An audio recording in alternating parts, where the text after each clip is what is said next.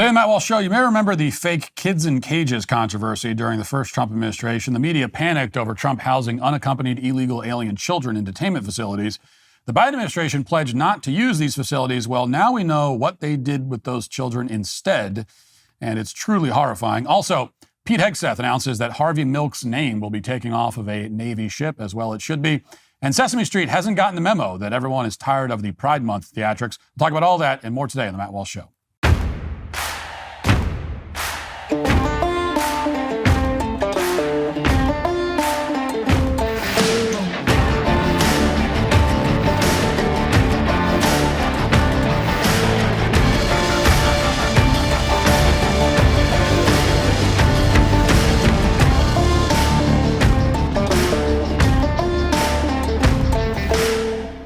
Give Dad what the culture won't. Common sense. Get 40% off Daily Wire Plus gift memberships for Father's Day and gift Dad ad-free daily shows from the most trusted voices of conservative media. Use code DAD40 at dailywire.com/gift to save 40% now.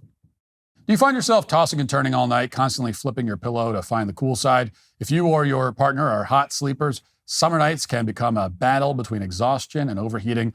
That restless cycle of too hot, too cold, never quite right can leave you longing for the cool, comfortable sleep you deserve.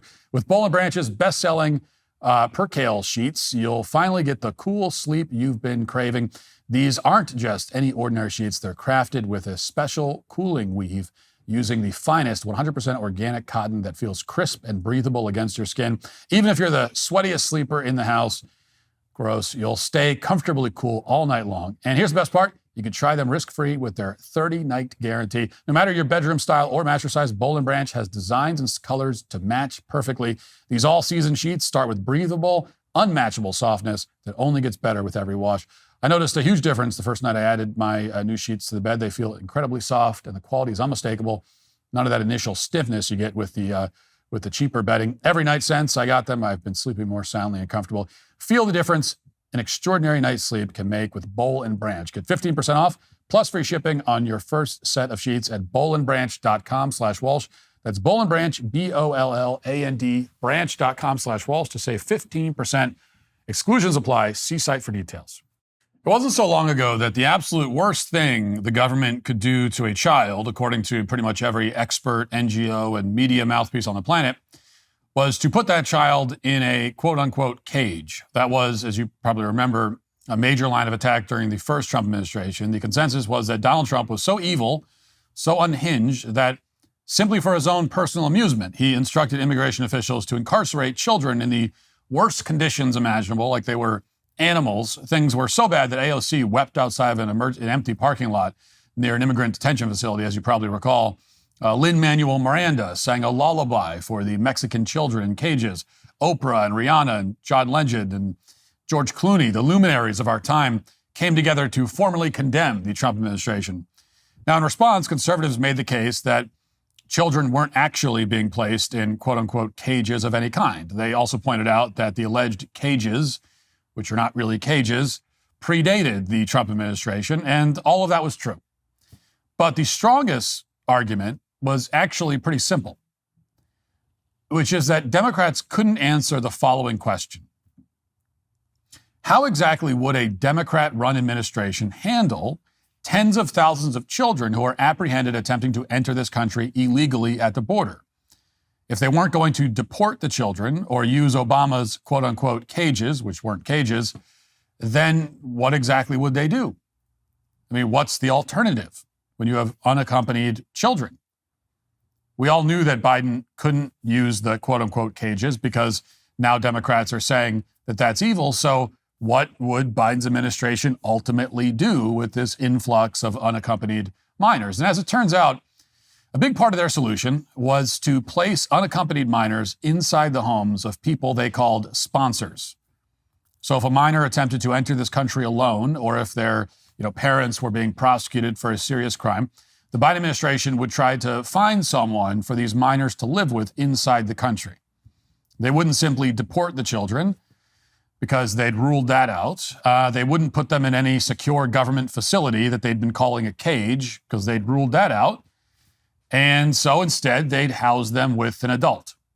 Now, of course, the perverse incentives in this situation are off the charts. The Biden administration was effectively encouraging children to cross the border without a legal guardian, or rather, I should say, encouraging adults and parents to send their kids across the border without guardians, because then they'd be allowed into the country instead of being deported with their families. And predictably, foreigners caught on to the situation. The number of unaccompanied minors attempting to enter this country increased by more than 100% under Biden to more than 130,000 children per year.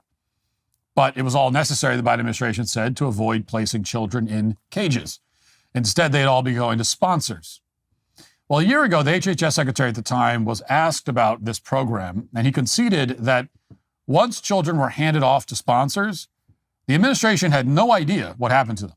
They completely lost track of these children. And they knew this would happen because they understood that they didn't have any legal authority to follow up on the whereabouts of the kids. It's almost as if they intentionally pawned these kids off as quickly as they possibly could to make them go away. And they said this was the more humane approach. We'll see how humane it actually was in a moment. But first, let's watch a little bit of this. We have a whistleblower that appeared before judiciary who stated that 85,000 minors are missing from your agency. Now, you say it's not 85. You say that it's somewhere around 25. Well, that's correct? Completely inaccurate. They're not missing from our agency. We no longer have jurisdiction over those children. You can't get a hold of these children. We don't have jurisdiction to get a hold of the children. Okay. What authority do you have to place the children with a sponsor? We do have authority So to you place the children with the sponsor. Correct. How do you decide who they can be placed with?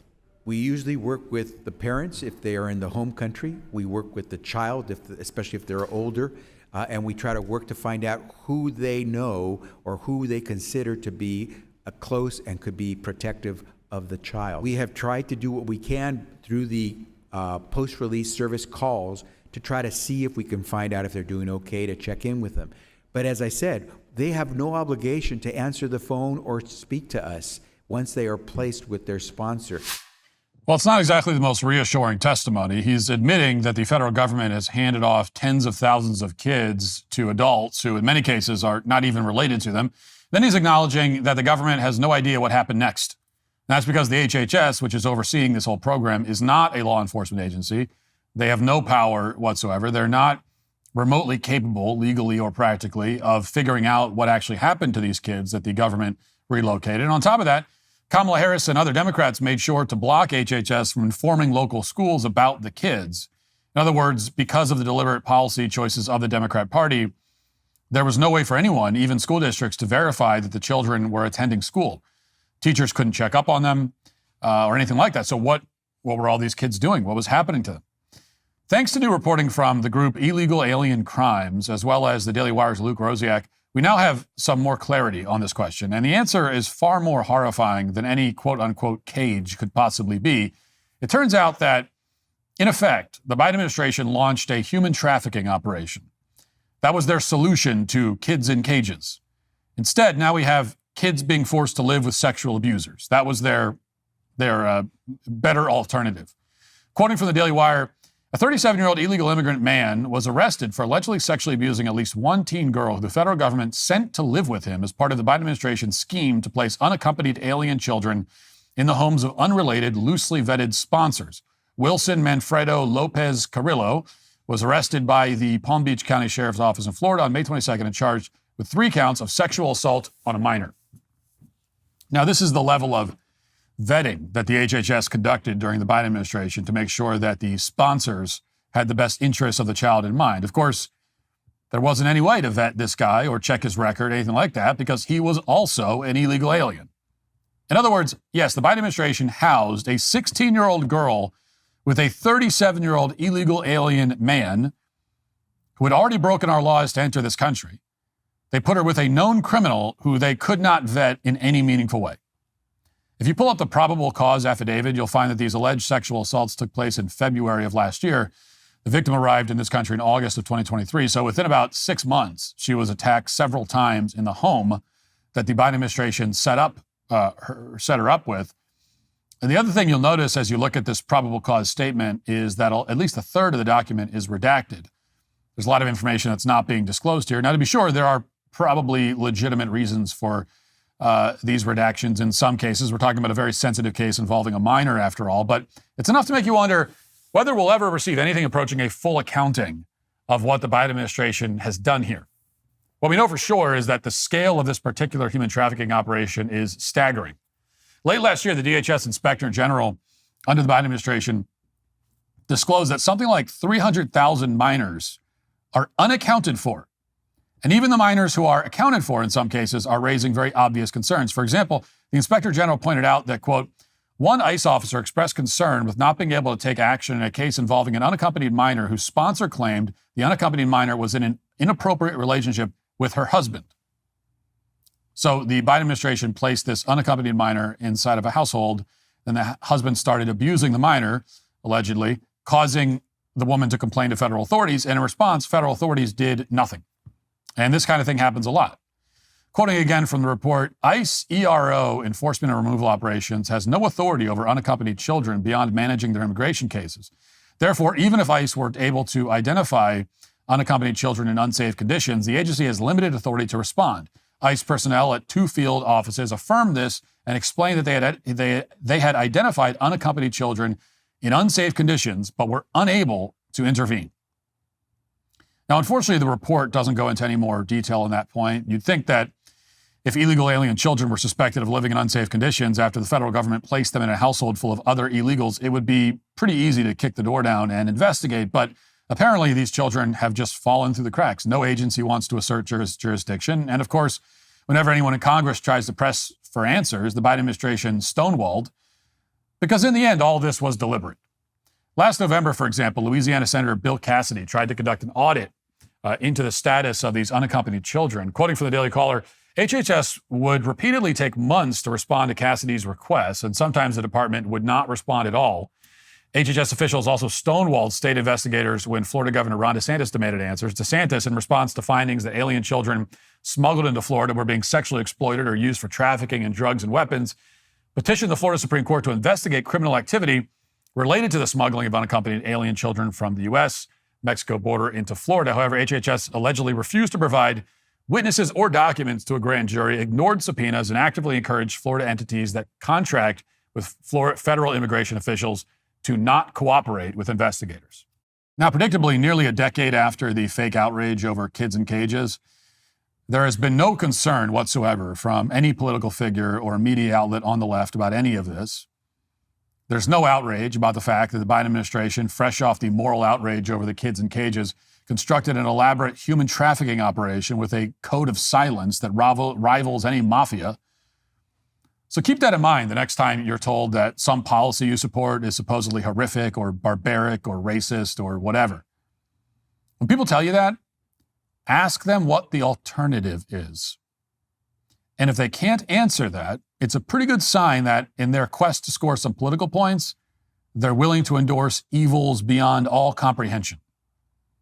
That's the bargain Democrats made under Joe Biden.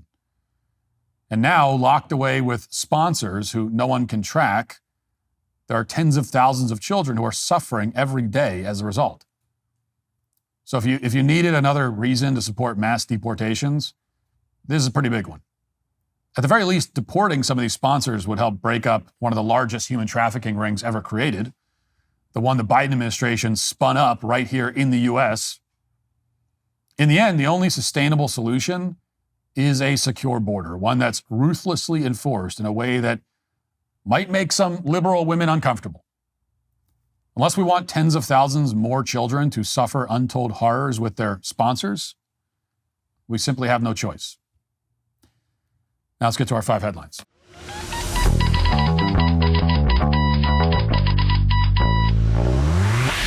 You know, when my kids were born, everything shifted in an instant. Suddenly, it wasn't just about my own future anymore. It was about ensuring that they'd be okay no matter what happened to them. That's when life insurance stopped being something I'd think about later and became a priority, because protecting my family's financial security truly matters. Luckily, that's where Policy Genius comes in. Policy Genius simplifies life insurance shopping with quotes from top insurers, helping you find affordable coverage that fit your needs and budget, all while giving your loved ones a financial safety net to handle debts, expenses, things like mortgage payments, or even build wealth over time if the worst were to happen to you. With Policy Genius, you can find life insurance policies starting at just $276 a year for $1 million in coverage. It's an easy way to protect the people you love and feel good about the future. Policy Genius lets you compare quotes from America's top insurers side by side for free with their licensed support team handling questions, paperwork, and advocating for you throughout the process so you can move forward quickly, get the coverage you need, and get back to living your life. What makes them trustworthy is their personalized approach. They know life insurance isn't one size fits all, so they clearly present all your options, including coverage amounts, prices, and terms with complete transparency and no guesswork.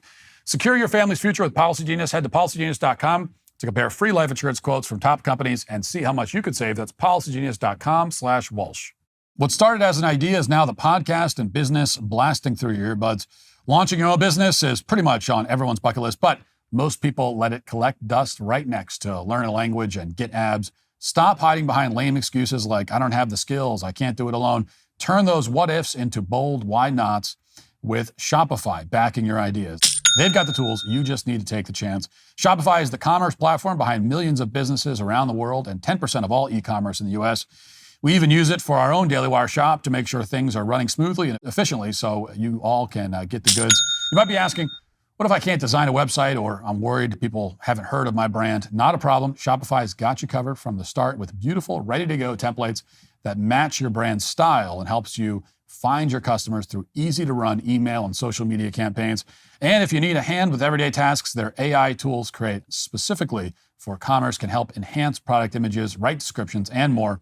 Plus, their award-winning customer support is available 24/7 to share advice if you ever get stuck. Give them the best shot at success with Shopify. Sign up for your $1 per month trial and start selling today at shopify.com/Walsh. Go to shopify.com/Walsh, shopify.com/Walsh.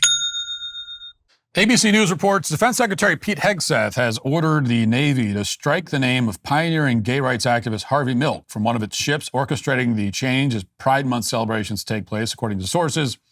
Defense officials said the timing of the decision was intentional. The order was first reported by military.com, confirmed by ABC News. Milk was one of the first openly gay men elected to public office in the United States after winning a seat on the San Francisco Board of Supervisors in 1977. He was assassinated a year later. Before serving in public office, Milk in 1951 enlisted in the Navy and attended officer candidate school in Rhode Island. And now they want to take, so they will be renaming the Harvey Milk ship. They chose to announce this during Pride Month, which they say is intentional. Of course it was. And all of that is great. That's an awesome move on both counts. I love that they're taking this guy's name off the ship, and I love that they waited till Pride Month to do it. That's great. But of course, the left is very upset about this. The media are outraged. And just as one example of that, here's CBS News. The Trump administration has been changing the names of military bases and geographical landmarks, and now more changes may be coming. CBS News has learned that name changes are being considered for Navy ships. The Pentagon says Defense Secretary Pete Hegseth wants the names to reflect the Commander-in-Chief's priorities, our nation's history, and the warrior ethos. Here's Tom Hansen. Navy documents obtained by CBS News propose a timeline to the rollout of the name change of the Harvey Milk, a ship named after the first openly gay man to be elected to office in California. The proposal comes during Pride Month, the month-long observance of the LGBTQ+ community that coincides with the anniversary of the Stonewall Uprising of 1969. That's you. That is absolutely me. Mark Siegel was there when police raided the club. Protesters resisted. It was a major milestone in the LGBT movement. We were a unified force, and that meant supporting our trans brothers and sisters. That history is preserved both here at the Inn and a few steps away at the Stonewall National Monument, commemorating the birth of what ultimately became LGBTQ+. But on its website, the National Park Service, without explanation, removed the entire back part, including T for transgender. I was part of that history. I know what my trans brothers and sisters did, and I'm going to continue telling that story with or without a government webpage which erases that T. What disturbs me is that I don't know that we're done yet seeing this effort to scrub and rewrite American history. Alan Spears is the resident historian with the National Parks Conservation Association. What's your biggest fear? Seeing what we're seeing today. These things always start slowly. We're going to remove a photograph from a website. We're going to scrub some language. it doesn't make a great deal of sense to talk about the American Civil War and not talk about the issues of race and slavery. Now, we should also note Harvey Milk was a Navy veteran who served during the Korean War. The documents obtained by... the absolute gall of these people. It's amazing to behold. Totally shameless. Right, so now we're concerned about erasing American history. Now you're worried. Now you're concerned that we might be starting slowly and erasing American history. It starts with removing a photograph from a website. No, actually, dummy, it doesn't start with that. Actually, it starts with tearing down historic monuments all over the country, as your side has been doing for years. It starts with renaming buildings and towns and streets and schools, as your side has been doing for years. These people tore down over 100 statues just in the year 2020 alone. And now they're worried about erasing history. And let's remember, it was not just the Confederate names that they erased and Confederate statues they tore down, which was bad enough. That never should have been tolerated. But they also took down statues of Theodore Roosevelt and Columbus and the Founding Fathers. And guys like that we just saw, the dude with the dreads, those guys were fully on board with all of that. I mean, they were excited about it. They were promoting. They were doing it. They were the ones doing it. And yet, taking a name off of a ship is a big tragedy. Now we're erasing history. 10 years of pulling down every monument they can find.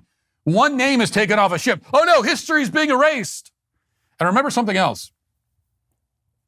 Remember that when they were running around tearing down statues, they would often say, you probably remember this, that our complaints were unreasonable because when we would say, oh, when we said this, you're erasing history, they would say, well, no, we're not, because the statues are only 100 years old. They would say this all the time. Did you know? Oh, yeah, we tore down that statue. But did you know they actually put it up only in 1930? What's the big deal? Okay, so it doesn't count as historic after a century. You could tear down a century-old statue, and that's not tearing down history. But a ship that was named after Harvey Milk in 2016, suddenly that is erasing history? His name's only been on it since 2016. So after less than a decade, if you take it off, you're erasing history. And you're not getting rid of the ship, by the way. The ship will still be there. It'll just be named after a different historical figure, a worthy one. And so a decade, take it off, that's a history. Tearing down an actual historic work of art that's been there for 100 years, that's not erasing history. Okay, makes sense. Yeah, got it. These people are just so shameless. And you know, of course, the main point here is that Harvey Milk is not a man deserving of being remembered or honored. Harvey Milk was a bad person. He was just a bad person. He was a sex predator and a molester who preyed on underage boys. That's who Harvey Milk was. Harvey Milk got into, quote, relationships, big scare quotes, with 16-year-old boys, with runaways. One of those boys, at least one of them, went on later to take his own life. So that's who Harvey Milk was. He was a predator and a creep. He does not deserve to be honored. And even if you were to somehow ignore this fact about him, which you can't, he still would not be worthy of any great honor because he didn't achieve anything. Right? So you could say, oh, well, what about there are historic figures that you think there should be monuments of and we should honor, and they did bad stuff in their personal life. Well, you're ignoring the other piece of this, which is when deciding who we're going to honor and remember and name ships after and build statues to, yes, you are doing an analysis of their virtue, of their, was this on balance a virtuous person? But before you even get to that, like the only people who should be considered in the running are people who achieved historically significant things, people who helped to shape history in a positive way, people who helped to build our civilization and our country. Those are our icons, our heroes, our forefathers, those people, the pioneers, right? Those are the only people who should even be in the running. Well, Harvey Milk didn't do anything. He didn't achieve anything. Harvey Milk, he was, what was he? What was his exact position? He won a seat on the San Francisco Board of Supervisors. Oh, wow. Great achievement. Really? Like, so even putting to the side the fact that he was sexually abusing 16-year-old boys, which is like, you can't really put that to the side. But even if we were to somehow find a way to do that, we're left with, okay, well, what did he do? What was his achievement? Oh, he was a San Francisco Board of Supervisors. So? Who cares? If Harvey Milk never existed, how is the world different today? In what way? You could argue it would be a little bit different, but in a good way. Because, yeah, he was a champion of the, quote, gay rights movement. And what good has come of that, exactly? In what way has the, quote, gay rights movement improved society? Look around at society right now. What area can you point to and say, oh, yeah, that is better now, right? Like people's lives are better in this area because of this person and because of this movement. I don't think you can do that. So he didn't achieve anything of significance. It's like I keep, like, they're so shameless, the absolute gall of these people, that they would tell you, I mean, this is what they really believe. Every leftist believes this. This is not a straw man. Every leftist will tell you that Harvey Milk deserves to be honored and remembered more than somebody like Columbus. Columbus, who is responsible for one of the great achievements in the history of Western civilization. Our entire civilization looks different in fundamental ways we can't even conceive of if Columbus didn't exist. In fact, Columbus is the kind of guy that if he didn't exist, that would have a ripple effect so significant that it's a very good chance that none of us would exist right now. I mean, there would be people on Earth, but not us. Like the particular chain of events that led to all of us existing in the first place was deeply affected by guys like Columbus. Now, does that mean that Western civilization never would have made it into the New World? No, that was at some point that would have happened. But that whole story would have been so different that it would have fundamentally altered our lives, and to the point of probably most of us don't exist in the first place. So that's what we're supposed to believe, and it's totally absurd, and that's before you get to the moral. That's before you get to the moral and ethical flaws of this man, which were quite significant, and something that leftists will just not contend with. Like they won't contend with that. They'll pretend they won't talk about that. There's no denying it, by the way. No one denies that. Even Harvey Milk's most favorable biographers will not deny that the guy was, as they would say, in a relationship with a 16-year-old a boy when he was in his 30s,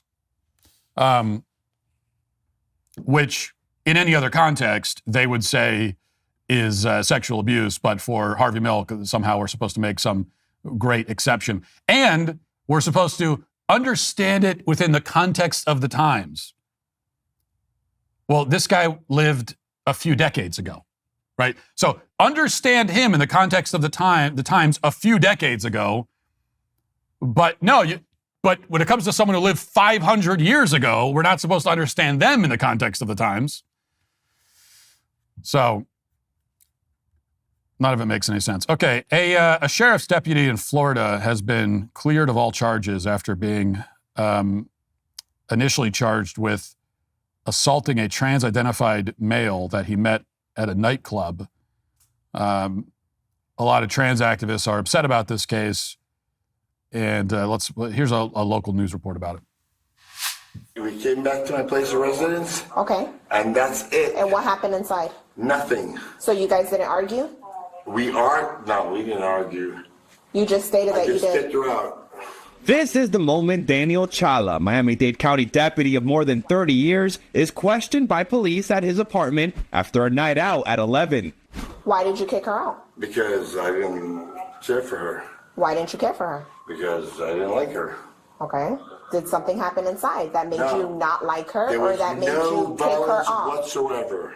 Chala denies being violent to his guest. But records show he went home with a woman who accused him of wrapping his arm around her neck tightly and refusing to let her go.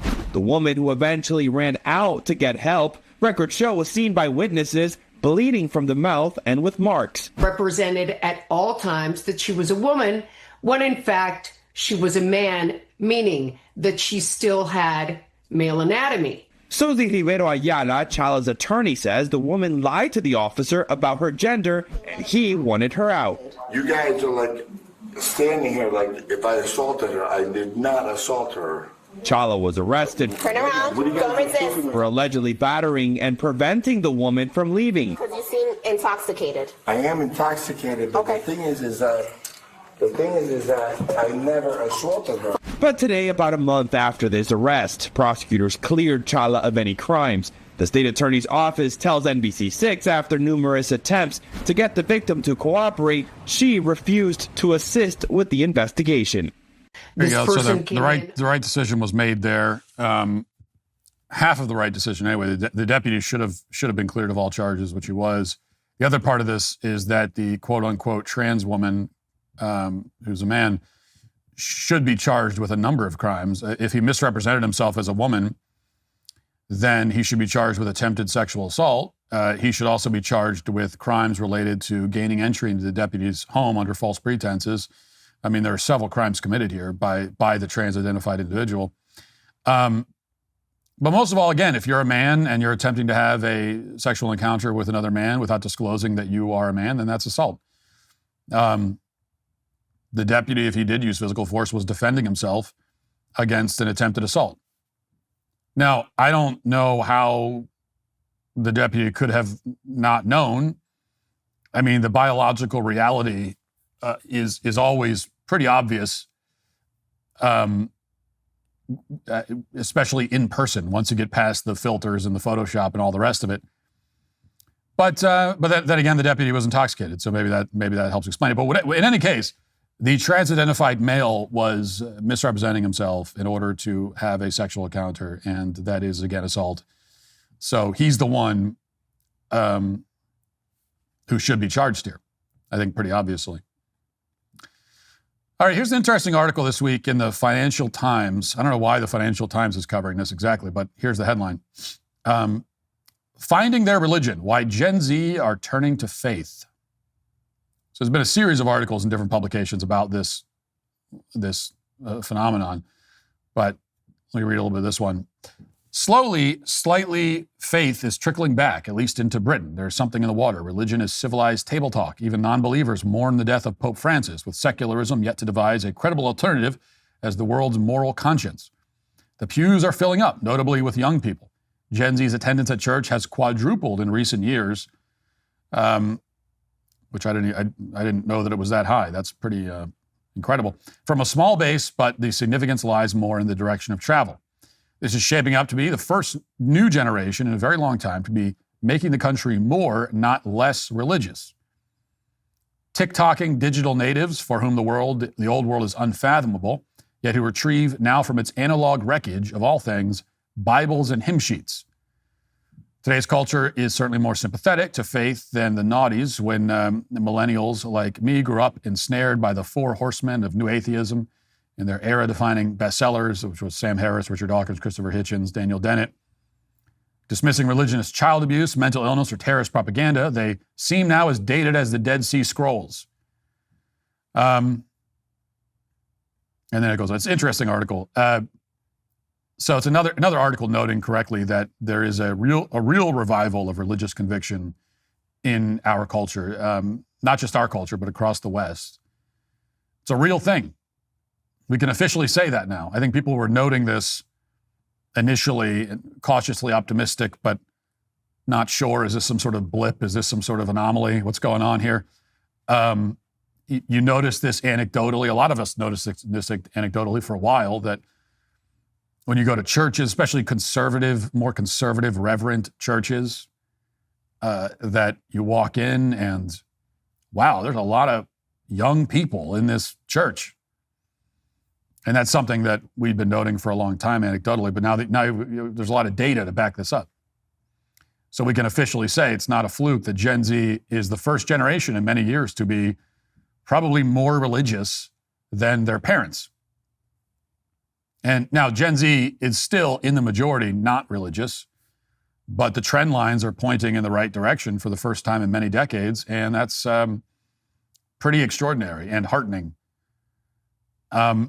Now, the big question, of course, is why this is happening. And, well, the real answer is that the Lord is working in the hearts of the younger generation and leading them back home, back to the truth. And I mean, that's what's actually happening.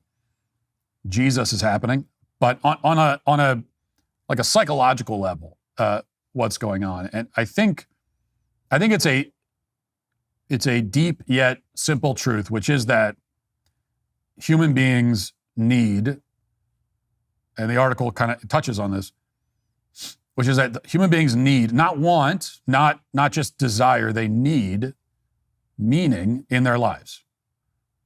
Human beings need meaning in their lives. This is what's happening with Gen Z. They're searching for meaning. They can't live without meaning. And you cannot have a society that exists without meaning for very long. A society without meaning will either collapse and be destroyed, or it will be revived and it will rediscover meaning. What can't happen is that it just kind of lingers on indefinitely in this haze, in this zombie state without meaning. That just can't be sustained. So it's got to head one direction or another. And human existence without God, without faith, without religion is an existence without meaning, without purpose. There's just no way around that. There's no way around it. This is why the article mentions the four horsemen of atheism, new atheism, right? And this was in the 90s and the early 2000s. There was a big surge of atheism, and you had Christopher Hitchens and Daniel Dennett and Richard Dawkins and those guys, Sam Harris. And they were very popular and they sold a lot of books. But they ultimately failed. And why did they fail? Well, it's because they never solved this problem, which is the most important one, which is, okay, where's the meaning in it? And atheists for centuries have been trying to find a way around this, right? They've been trying to devise all kinds of philosophies, all kinds of existential conceptions of life and existence that would imbue life with meaning and purpose without God, but it always fails. And I've read at least the most famous, anti-God book from each of those four guys. And I read all four books, and it's repetitive after a while and redundant. They all make kind of the same points. But this is the area where they all failed. And most of them attempted to deal with this at least a little bit. They make all their same points, but then you get to the point of, okay, why does life matter then? Like, if you're right, why does life matter? What's the point of life? What's the point of any of this? Like, who cares? Why should we? It always fails, because the stark reality is that if there's no God, then our existence is an accident. We were formed by blind chance, and we will soon be obliterated into nothingness. That's our fate. It's the fate of everyone we know and love. The fate of the entire world, the fate of or the earth itself is nothingness. And you can't escape that without God. You just can't escape it. And this is a thing the atheists have they've never been able to grapple with it. They've never been able to find a way around it. They've never been able to come up with a coherent and believable and powerful argument for why life can have meaning in a world without God.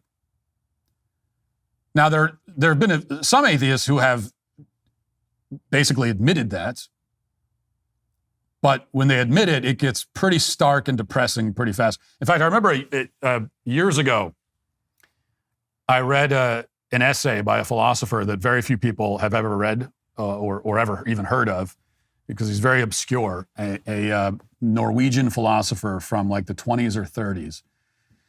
And I think he only had one essay that was translated in English. It was called The Last Messiah.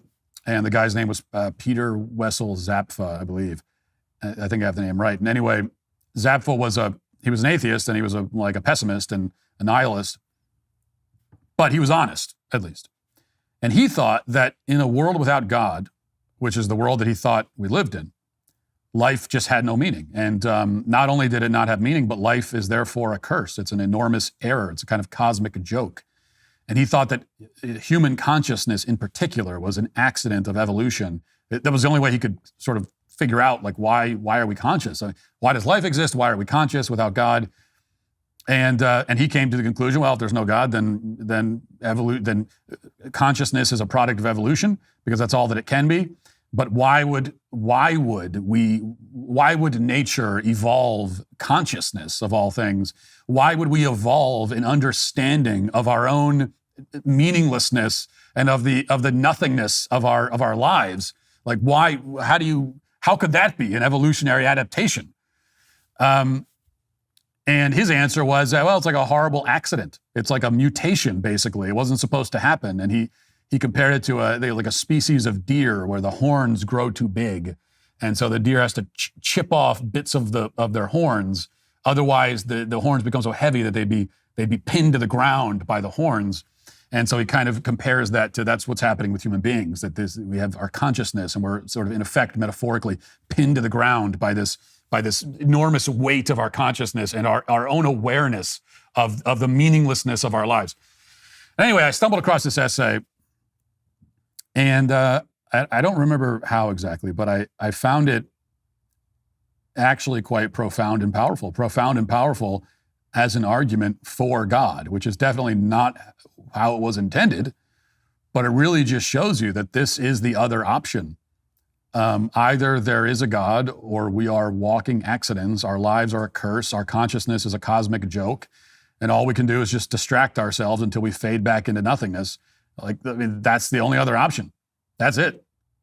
Those are your two choices. And I think that's become clear to a lot of people. I think that's why they're fleeing back to faith. Now, granted, just because existence without God is a horror beyond comprehension, which it would be, that in and of itself doesn't mean that is not in and of itself proof of God. In other words, the fact that a godless universe is terrible doesn't mean in and of itself that we don't live in a godless universe. Because, well, you could say, well, maybe the truth is just, maybe that it is terrible, but maybe we just live, maybe our lives, maybe that's it. Maybe our lives are terrible, terrible things happen. But I think the point is that we all innately recognize that isn't the case. We have an inherent recognition of the fact that life has meaning, that existence has meaning. We see that existence without God is not only a great horror, but also an absurdity. It's an absurd concept. It's almost like a contradiction in terms. Our existence, therefore, testifies to God's existence. And I think people are seeing that. Gen Z is seeing that. And our consciousness is also a testimony to God's existence. And I think actually that's how I stumbled across this essay, because I was interested in how atheists deal with and explain consciousness. Because to me, of all the kind of rational arguments for God's existence, the best one is not the origins of life or the fine-tuning of the universe, although those are both good arguments. But to me personally, I've always thought the best one is consciousness, the fact of human consciousness. Consciousness is itself proof of a transcendent, immaterial realm of existence. Consciousness, I think, is proof of the supernatural, I would argue, because Otherwise, how is it possible that inanimate matter in a blind and dumb universe could have somehow become aware of itself? I mean, it just makes no sense. And as we said, it makes no sense. Then you would have to argue that it's some sort of blind, dumb evolutionary adaptation, and it makes even less sense in that version of events. And then you're left with what this guy was saying in his essay, which is that it never should have happened, but it did, and it's a mistake. Like something went horribly wrong, and now we have consciousness and the capacity for love and self-awareness. All of that never should have happened. It's all a terrible thing. So that's like the honest atheist answer to the problem of consciousness.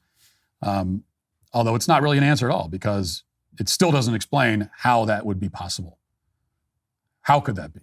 How could you have inanimate matter that accidentally assembles itself in such a way as to trigger an awareness of itself? To me, that just makes no sense at all, and is an extremely compelling argument for God. And so I think, some of this, now I'm off in the weeds, but I think what it ultimately comes back to is meaning, and a lot of Gen Z, they were born into a culture where there was no sense of meaning, and they are rebelling against that, as well they should. And that's all a good thing, so praise God. Did you know that all chips and fries used to be cooked in beef tallow up until the 1990s, when big corporations made the switch to cheap processed seed oils?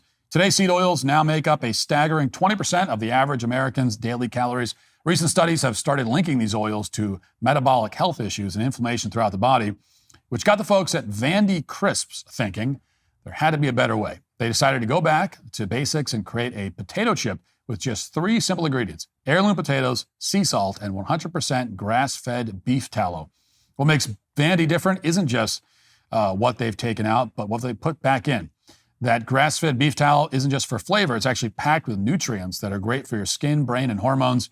When you snack on Vandy, you'll notice the difference immediately. Instead of that familiar crash, bloat, or sluggish feeling you get from regular chips, you'll feel satisfied, light, and energetic.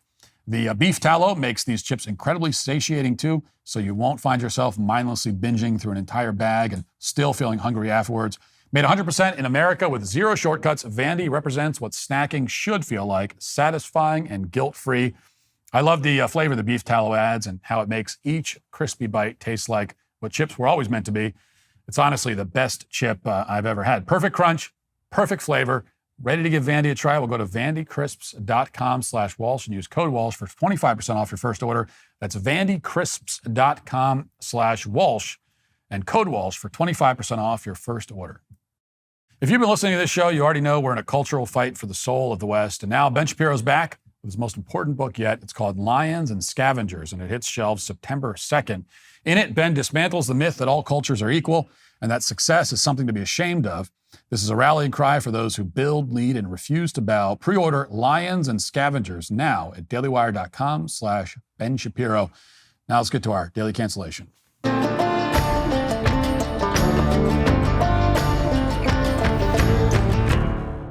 We began the week by talking about the collapse of Pride Month as parades are canceled due to low attendance and corporate sponsors drop out. Didn't happen by accident. It happened because conservatives organized rallies in defense of children, investigated hospitals and medical providers that were abusing children, boycotted corporations that promoted gender ideology, and ultimately voted to elect politicians who recognized the reality of human biology. And for the first time in many years, conservatives rallied behind a worthwhile cause and secured meaningful change to American culture. As you can imagine, this effective campaign by conservatives, if only because it's so unprecedented, has led to sheer panic and confusion among many left-wing activists.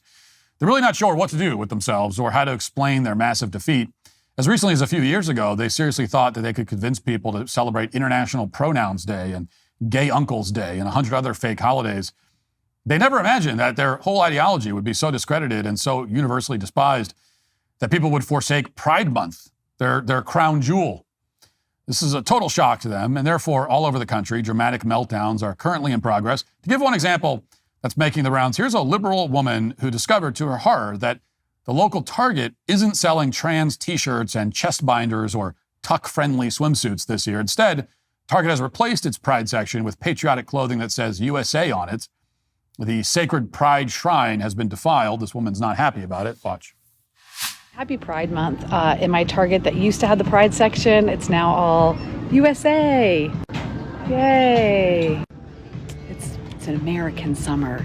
Except for tourism, because tourism's down because no one wants to come here. USA, woo! And honestly, my dad served in the military, and I'd love to be really proud of this nation, but it's hard to be proud of it under Donald Trump. But hey, you know, while you're here, pick up a USA bikini. You know, why not? Yeah, Target's really taken this anti-DEI thing to another level. Nobody wants to come here, she says as she smiles very angrily, which is always a big red flag. Of course, that claim would be news to the millions of foreign nationals who do everything in their power to come to this country every year, including committing felonies and risking their lives and their children's lives. Also, even if it were true that nobody wanted to come here, what does that have to do with Target selling American flag clothing? Just because every single one of the 10 Canadians who can afford to go on vacation are boycotting America, we're supposed to somehow buy clothing with, we're not supposed to buy clothing with an American flag on it for that reason? This woman is fighting a battle that her side is losing, and at some level she clearly understands that. It'd be hard to miss. For example, this is the first year in a long time where most corporations aren't even bothering to change their social media feeds to reflect LGBT logos. As you can see, companies like Apple, IBM, Paramount, BMW, Netflix, Disney, Spotify, and American Airlines are all sitting this particular Pride Month out, at least as far as the LGBT logos go. And that's some progress, obviously. At the same time, it would be a mistake to say that Pride has been eradicated, because it hasn't been. There are still various corporations and nonprofits that are pushing the message, including the people behind Sesame Street, which targets children as young as 2 years old, if not younger. Sesame Street has been bombarding children with propaganda for some time now. A few years ago, they pushed the COVID shot and endorsed the BLM riots. They also broadcast a spin-off show where a demonic-looking drag performer from Queer Eye tells children that he's going to show them his monster piece. Watch. Elmo, Cookie, are you ready to see my monster piece? Ready, Jonathan! Mama Bear, some runway music, please. Oh, yeah. People and monsters alike, a round of applause for the Not Too Late Show's newest monster, Alan. Ta-da!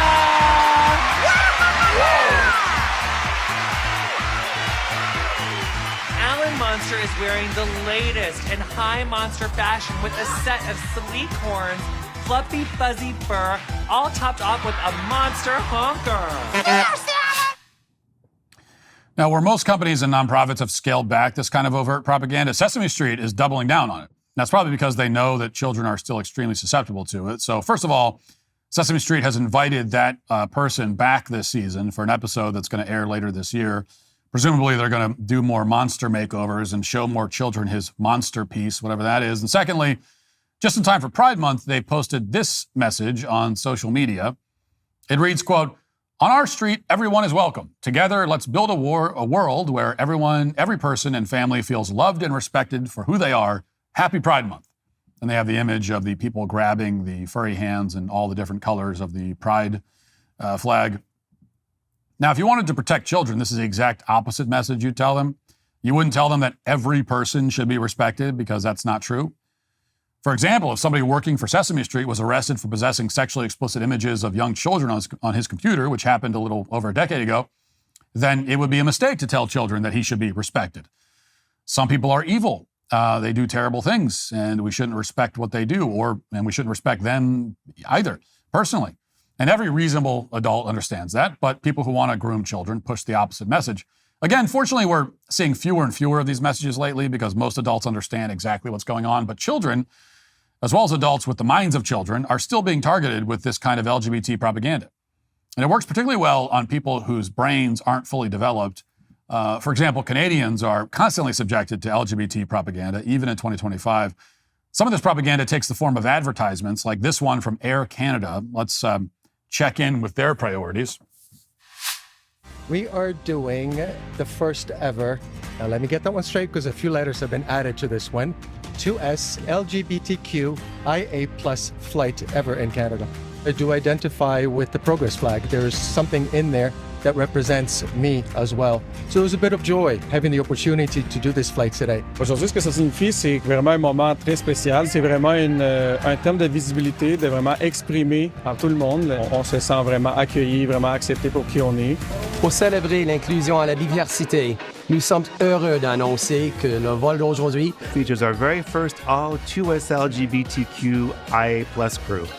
The safety and the well-being of all the passengers on board rests in our hands. So it doesn't matter who they are, what they represent. I'm equally responsible for all of them. D'ailleurs, on aimerait vous souligner ce moment marquant de l'histoire canadienne. And want to celebrate not just our community, but our freedom to be who we are, both at work and in society. Valuing people equally, both in the air and on the ground, and celebrating our identities, no matter what they are, with customers and our employees is important to us.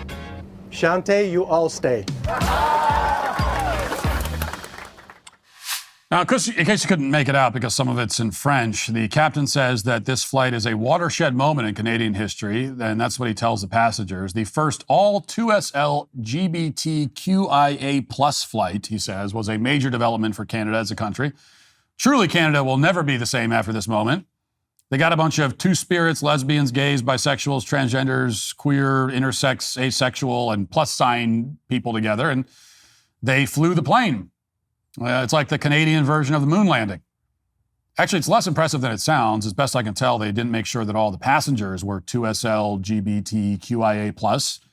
That would have been, more impressive and probably very illegal and highly invasive. Instead, they're just referring to the crew. Apparently, every crew member falls into one of these letters or symbols. But that still raises the question of how exactly Air Canada determined the identities of its various crew members. When they were signing this crew, did they look for someone who's intersex? Did they ask the captain who he likes to sleep with? Did they grill him about how many spirits he has? What if he said he had 3 spirits? Would he be disqualified because they're only interested in people with 2? That seems like a pretty obvious safety risk. I mean, you want a pilot with as many spirits as possible, I would think. Sadly, though, even in Canada in the year 2025, 3-spirit discrimination remains very real. But we're picking on Canada too much. To be fair, there are a few other entities that are still continuing down this path. The New England Patriots uploaded some gay imagery, for example, so no surprise there. For their part, the Philadelphia Museum of Art decked out their famous stairs with various trans-colored flags.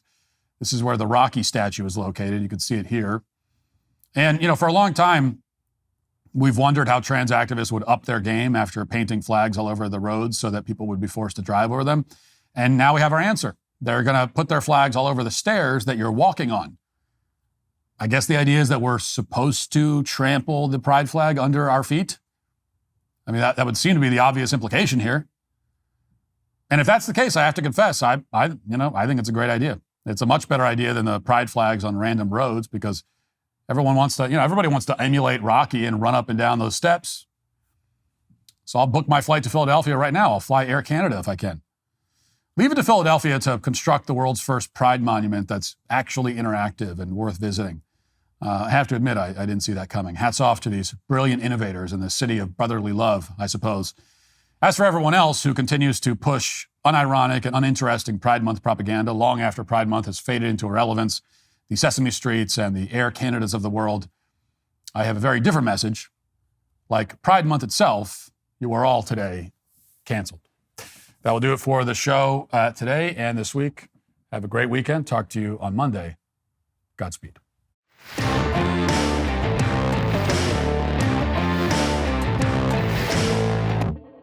John Bickley here, Daily Wire Editor-in-Chief. Wake up every morning with our show, Morning Wire, where we bring you all the news that you need to know in 15 minutes or less. Join me and my co-host Georgia Howe for daily coverage of all the biggest stories on Morning Wire.